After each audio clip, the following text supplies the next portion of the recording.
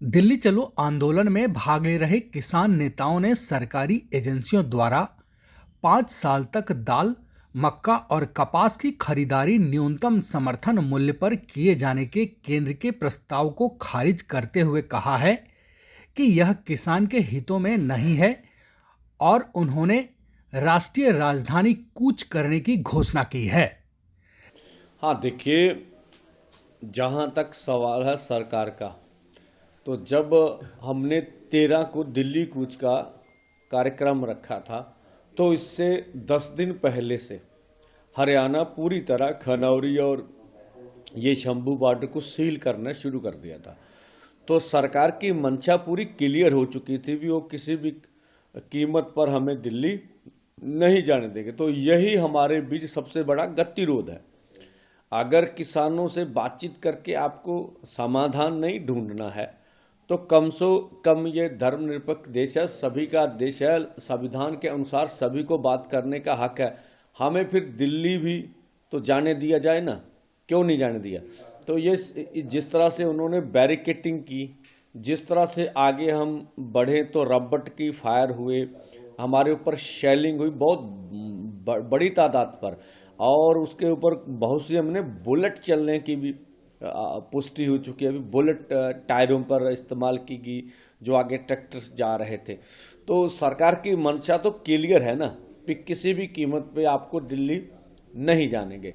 तो ये हम तो चाहते हैं भी आप देश के किसी भी संविधान के अनुसार आप अगर हमें बता दें कि ये जो सब कुछ कर रहे हैं। अभी डीजीपी हरियाणा का बयान आ गया कि हम किसानों के ऊपर टीयर गैस इस्तेमाल नहीं कर रहे हैं। अब देखिए ये किस तरह की बात है। तो हम बोल रहे हैं भाई, अगर आपने कहा है कि आपको मालूम नहीं कौन कर रहा, तो जो कर रहा आप उसको सजा दीजिए ना। अब कौन कर रहा है? तो ये गलत बयानबाजी भी लगातार हो रही है। और जिस तरह से अगर हरियाणा में आपको जाने का मौका मिले, तो मुझे लगता है एग्जैक्ट फिगर तो नहीं है, 15 से 20 हजार अर्ध सैनिक फोर्स हरियाणा पूरे में डिप्लॉयड किए गए हैं। और पूरे गांव में जैसे घेरा डाला होता पूरे, मैं बोला जैसे कश्मीर में जिस तरह से आप हालात देखते रहे पिछले लंबे समय में, वही हालात पूरे हरियाणा के बने हुए।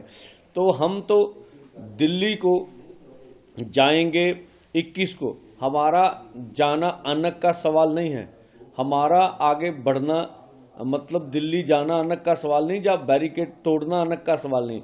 अब सरकार वार्ता से हमारी बात नहीं मानना चाहती, और दूसरी तरह जो प्रस्ताव देती है वो भी जो हमारी असल मांगे हैं उनसे पीछे हटने के लिए देती है। तीसरा, हमें बैरिकेड हटाकर दिल्ली नहीं जाने देती है। तो हम तो मजबूरी में आगे बढ़ेंगे ना, वो जो भी परिणाम होंगे उसके लिए भारत सरकार जिम्मेवार होगी। और हम आशा तो करेंगे, अभी आज का दिन है, स्वयं प्रधानमंत्री की जी के पास सारी रिपोर्ट तो जा चुकी होगी। अब जिन मुद्दों पे डिस्कस होनी थी सब पर दो दो राउंड डिस्कस हो चुकी है। और चाहिए अब स्वयं प्रधानमंत्री जी को कि वो निर्णय लें और निर्णय की अनाउंसमेंट भी कर सकते हैं।